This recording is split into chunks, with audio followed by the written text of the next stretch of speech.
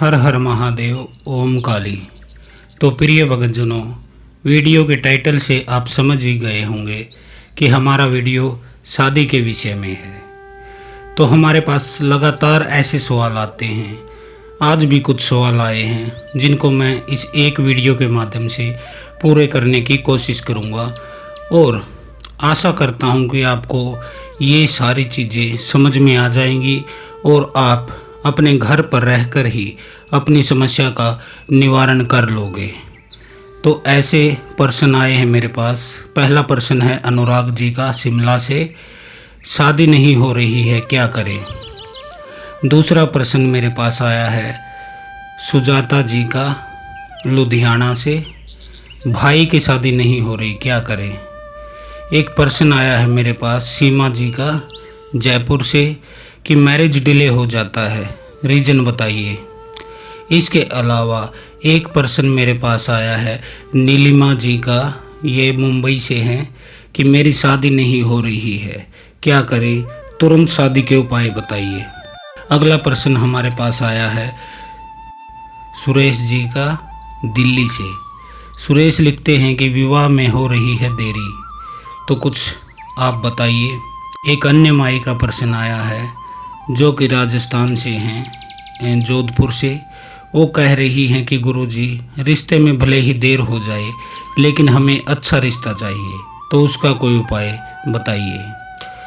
और नीलम जी का प्रश्न है उड़ीसा से, भुवनेश्वर से लिखती हैं शीघ्र शादी विवाह के लिए कोई मंत्र दीजिए। तो ये कुछ प्रश्न हैं जिनके आज मैं जवाब देने की कोशिश करूँगा, अतः आप ध्यान से इन बातों को सुनिएगा।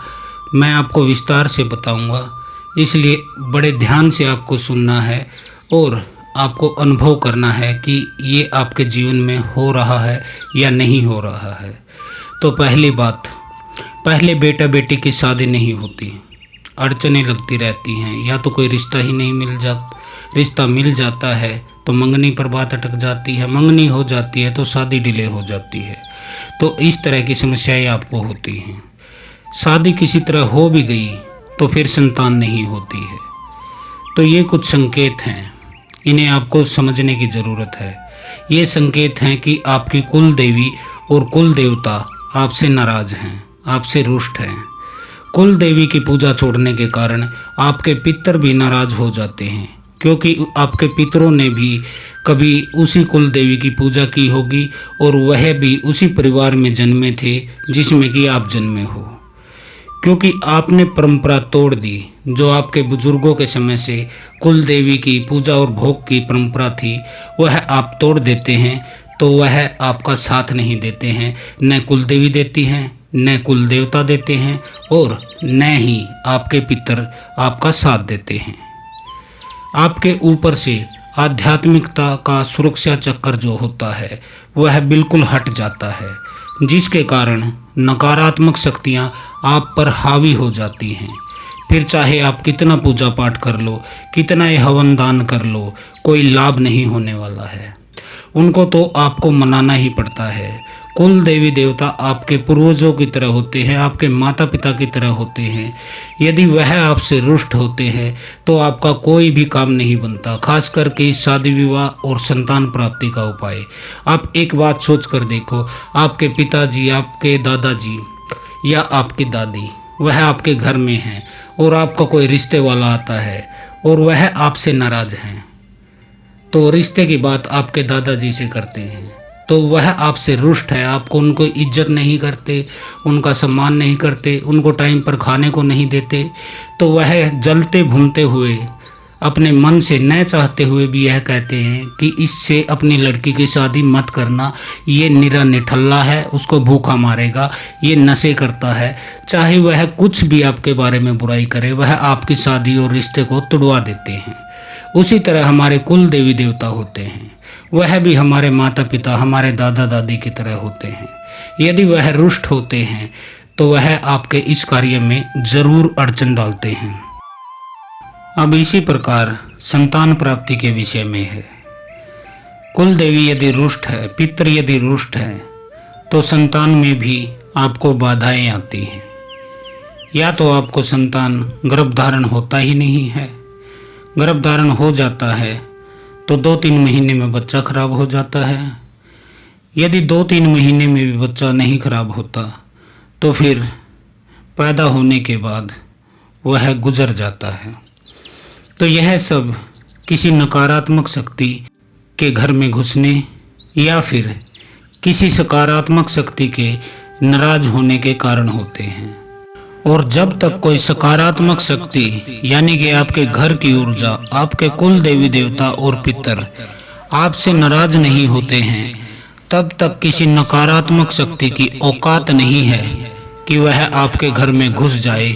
कोई तांत्रिक, कोई ओझा, कोई गुनिया, कोई भगत, उसकी इतनी हिम्मत नहीं है कि वह आपके कुल देवी के रहते कोई तंत्र आपके घर में करा दे। कोई कुछ नहीं करा सकता है, क्योंकि जब कोई भगत आपके घर तंत्र भेजता है, कोई भूत प्रेत, चुड़ैल, मसान, जिन भेजता है, उस समय आपके कुल देवी देवता गोटियां नहीं खेल रहे होते कि वह शक्ति आसानी से आपके घर में चली जाती है। आपके कुल देवी देवता लठ लेके बैठते हैं आपके दरवाजे पर। उनकी इजाजत के बगैर परिंदा भी आपके घर में पर नहीं मार सकता। यह बात आप जान लीजिएगा, अपने दिल में बैठा लीजिएगा और अच्छे से समझ लीजिएगा। इसके लिए भी मैं एक उदाहरण आपको दे देता हूँ। जैसे कि आपके माता पिता हैं और आपने जीवन में उन्हें दुख ही दुख दिया है। समय पर ना आप उनको खाना देते हो, ना कपड़े देते हो, न ही उनकी कोई बात मानते हो। वो जब भी आपसे बोलते हैं तो आप उनके सर पर चढ़ जाते हो, यानी कि आपने उनका जीवन नरक बना रखा है। तो ऐसी स्थितियों में यदि आपके यहाँ संतान होती है और वह अपने दादा दादी के पास जाने लगती है, तो उनके दादा दादी जो कि आपके माता पिता हैं, वह आपकी वजह से उस संतान से भी मुंह फेर लेते हैं, क्योंकि वह सोचते हैं कि जब तेरा बाप ही हमारा न हुआ, वह हमारी इज्जत नहीं करता, कदर नहीं करता, तो तुम क्या करोगे? तुम तो सांप के सपोले हो। तो इस तरह से आपके रुष्ट माता पिता के मुंह से ये बोल निकलते हैं। यह गुस्से के कारण होता है, यह उस कष्ट के कारण होता है जो आपने उन्हें दिया है।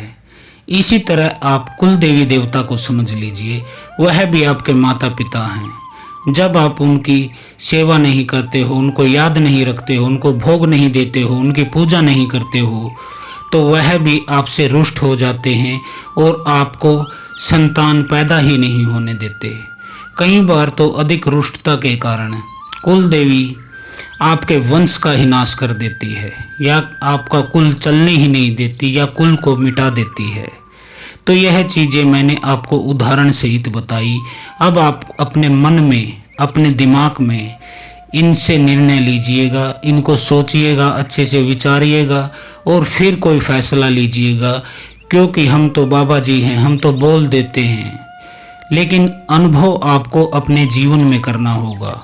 गुरु केवल मार्ग बताता है, चलना आपको ही पड़ता है। तो सोच समझ लीजिएगा। यदि मेरी बातें आपको सही लगे, फिट बैठे आपके जीवन पर, तो फिर आगे की वीडियो आप सुन सकते हैं और कोई समाधान तलाश कर सकते हैं। लेकिन आधुनिक समय के लोग इन बातों को मानते नहीं हैं और सारी उम्र दुख भोगते रहते हैं। जबकि मैं कहता हूँ कि कुल देवी देवता को आपको मनाना ही पड़ेगा, चाहे जो भी बात हो। तो आप जल्दी मनाएंगे तो जल्दी आप सुखी हो जाएंगे, आप लेट करोगे तो आप देर तक संकट से परेशान रहोगे। कुल देवी यदि आपने मना ली तो शादी विवाह और संतान प्राप्ति का संकट आपको कभी नहीं रहता है।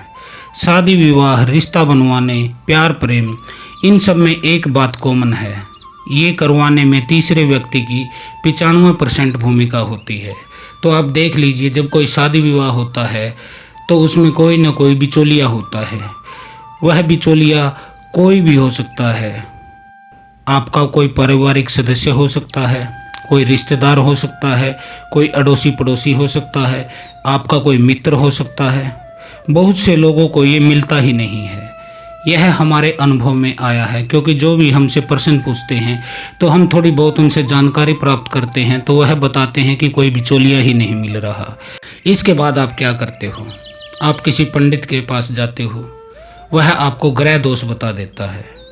वहाँ से आपकी बात नहीं बनती, आप ग्रह शांति के लिए उपाय करते हो, लेकिन फिर भी आपकी जो है बात बनती नहीं है। फिर आप जाते हो किसी ओझा तांत्रिक, किसी सोखा, किसी गुनिया के पास। वह आपको क्या बताता है, वह बताता है कि आपके पितरों का बंधन कर रखा है, आपके घर में कोई बुरी शक्ति है, कोई प्रेत है, कोई जिन है, कोई मसान है, वह आपकी शादी नहीं होने दे रहा। फिर आप क्या करते हो, फिर आप उतारे देते फिरते हो, कभी शमशान में, कभी चौराहे पर।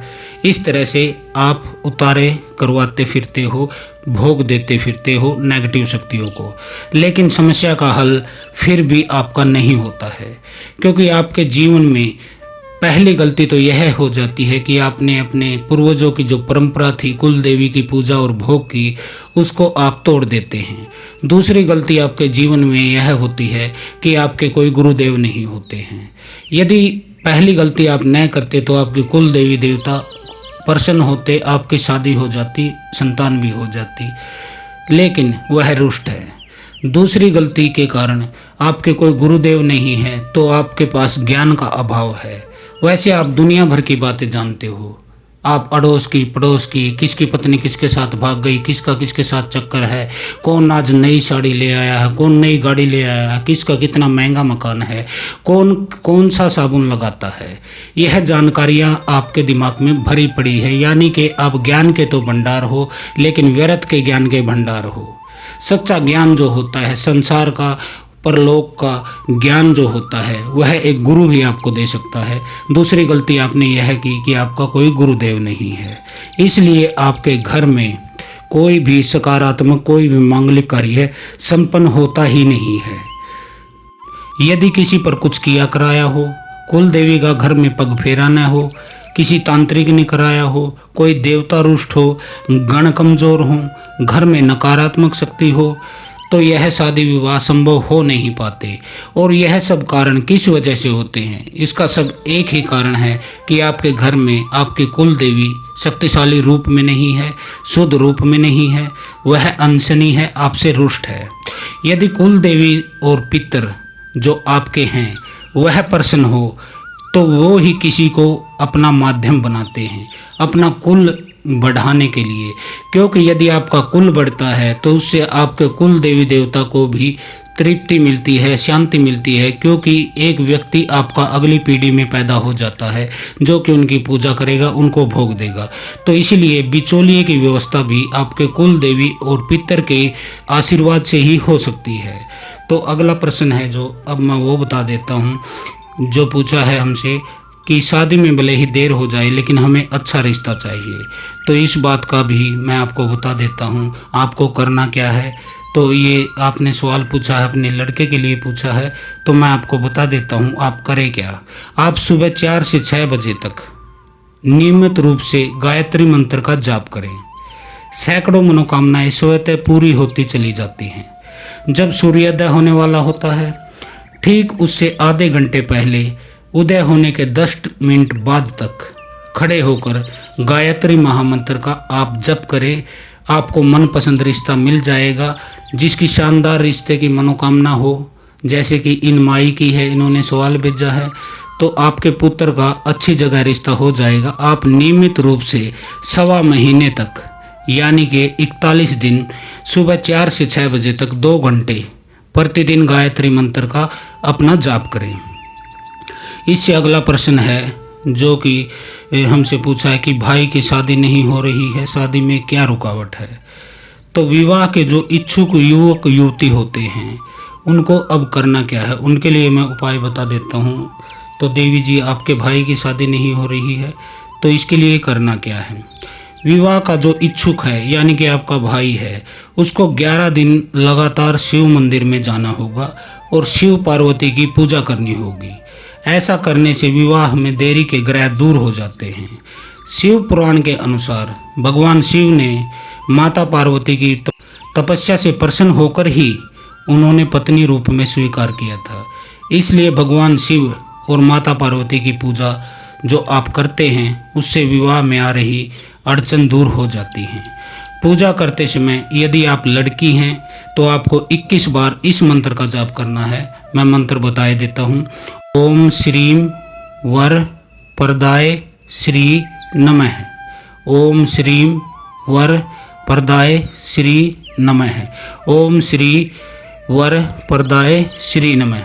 यह जाप लड़कियों को करना है। जिस लड़की की शादी में अड़चन है या रुकावट हो रही है या रिश्ते बार बार टूट जाते हैं या कोई रिश्ता आता ही नहीं है, उसके लिए यह मंत्र है। मंत्र लिखा हुआ भी है स्क्रीन पर, आप नोट कर सकते हैं। और लड़कों के लिए जो मंत्र है वह मैं बता देता हूँ। पूजा करते समय लड़कों को इस मंत्र का 21 बार जाप करना है, जो कि शिव मंदिर में भगवान शिव और पार्वती की मूर्ति के समक्ष आपको करना है। ओम श्री वधु प्रदाय श्री नमः। ओम श्रीम वधु प्रदाय श्री नमः। यह मंत्र भी मैं स्क्रीन पर लिख देता हूँ, आप आराम से इसको लिख सकते हैं, याद कर सकते हैं, नोट कर सकते हैं। तो ऐसा करने से आपको जल्दी से आपका विवाह हो जाएगा। पूजा करने जाओ तो अपने साथ 50 ग्राम सरसों का तेल लेकर जाइएगा और उसे शिवलिंग पर चढ़ा दीजिएगा और अपनी मनोकामना जो है, आपके मन में जो मनोकामना है विवाह संबंधित, उसको भगवान भोलेनाथ के समक्ष प्रेम पूर्वक श्रद्धा पूर्वक रखिए और उनसे प्रार्थना कीजिए कि यह कार्य आपका कर दे। प्रश्न है जो वो माई का है प्रश्न, उन्होंने पूछा है पता नहीं रिश्ता होगा कि नहीं। यानी कि वो जब जाती हैं तो उन्हें यह शंका रहती है कि रिश्ता होगा कि नहीं। वो किसी रिश्ते के लिए जा रही हैं पक्का करने के लिए, लेकिन मन में सवाल है कि रिश्ता पता नहीं होगा कि नहीं। आप जब भी घर से निकले माई बच्चों का रिश्ता करने के लिए, तो आपको एक घी का दीपक जला लेना है अपने घर में और उसके समक्ष हाथ जोड़कर मन ही मन कहना है, हे कुल देवी माता, आपको मेरे साथ चलना पड़ेगा। आप हमारे पूर्वज हो, हमारी माता हो, आपको हमारे साथ चलना पड़ेगा और यह कार्य आपको करवाना पड़ेगा। कार्य सिद्धि होने की संभावना बहुत प्रबल हो जाती है, इसलिए मैं आपको बार बार कहता हूँ कि आप अपनी कुल देवी को मनाइए। आपके 90% कार्य कुल देवी की वजह से ही अटकते हैं। तो अगला प्रश्न जो है, विवाह में देरी हो रही है, कोई जल्दी का उपाय बताइए।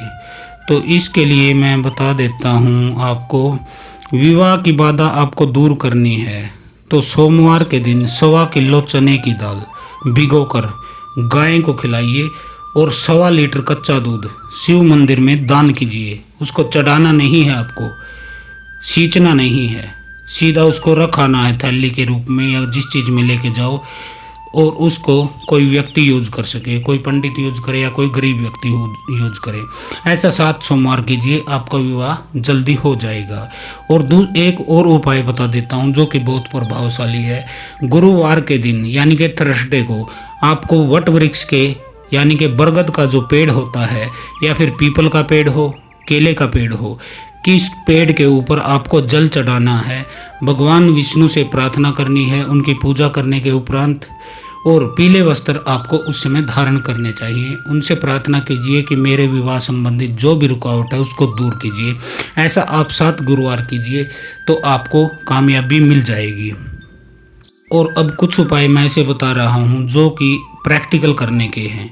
जो विवाह योग्य लड़का लड़की है आपके घर में, जिस पलंग पर वह सोता है उसके नीचे कबाड़ का सामान, लोहे की चीज़ें या फालतू का सामान नहीं रखना चाहिए। और कमरे की साफ सफाई पर विशेष ध्यान आपको रखना है। इस करने से आपके काम में आपको सिद्धि मिल सकती है। अगला जो उपाय है, प्रत्येक महीने की पूर्णिमा तिथि को वट वृक्ष की 7 परिक्रमा करनी चाहिए। उस व्यक्ति को करनी चाहिए जिसकी के शादी नहीं हो रही। वट वृक्ष की पूजा जरूर करें और 7 बार बरगद के तनों पर कलावा बांध दीजिए। उसको आप लपेटकर बरगद के चारों तरफ कलावे को और हाथ जोड़कर अपनी इच्छा बताइए और अपनी मनोकामना जो है उसकी पूर्ति के लिए आशीर्वाद मांगिए। लेकिन जो मेन उपाय है, यह सब उपाय मैंने बता दिया आपको, लेकिन जो मुख्य उपाय है वह है आपकी कुल देवी की प्रसन्नता। तो कुल देवी को यदि आपको प्रसन्न करना है तो उसके लिए हमने वीडियो डाला हुआ है, आप हमारे प्लेलिस्ट में जा सकते हैं और तंत्र सूत्र के नाम से प्लेलिस्ट है, उसमें आपको कुल देवी के बारे में वीडियो काफ़ी मिल जाएंगी, जिसमें उनकी प्रसन्नता के, नाराज़गी के सभी कारण बताए गए हैं। उनसे क्या लाभ होते हैं, क्या हानि होती है, वह भी बताया गया है और उनको मनाए कैसे यह भी बताया गया है। तो आप वो वीडियो देखकर अपनी कुल देवी को प्रसन्न कर सकते हैं। तो आशा करता हूँ आपके सभी सवालों का जो है समाधान हो गया होगा। शादी नहीं हो गई तो क्या करें, भाई की शादी नहीं हो रही, मैरिज डिले होती है, रीज़न क्या है, मेरी शादी क्यों नहीं हो रही, तुरंत शादी के लिए उपाय, विवाह में हो रही है देरी, अच्छे रिश्ते के लिए उपाय और शीघ्र विवाह का मंत्र। तो यह सवाल थे, मैंने सबके उत्तर दे दिए हैं। यदि अब भी आपके मन में कोई शंका है, कोई सवाल है, कोई चीज़ आपको पूछनी है तो आप मुझे व्हाट्सएप पर पूछ सकते हैं, मैं आपको तुरंत जवाब दूंगा। तो आज के लिए इतना ही। हर हर महादेव। ओम काली।